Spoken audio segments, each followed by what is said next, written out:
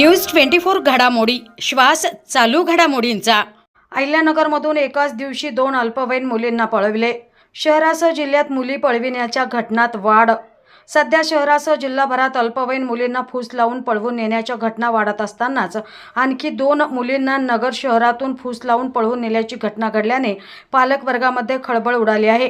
शहरातील तारकपूर परिसरातून एका 17 वर्षीय तर निंबळक बायपास चौकाजवळील एका वस्तीजवळून 14 वर्षीय अल्पवयीन मुलीला अज्ञात व्यक्तीने फूस लावून पळवून नेल्याची घटना घडली आहे। या प्रकरणी 2 अज्ञात व्यक्तीविरोधात अपहरणाचे 2 गुन्हे दाखल करण्यात आले आहे।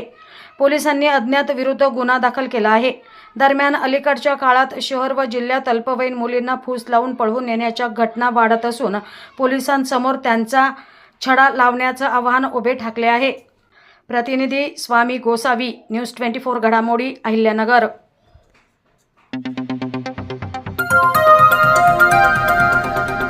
न्यूज 24 घडामोडी श्वास चालू घडामोडींचा।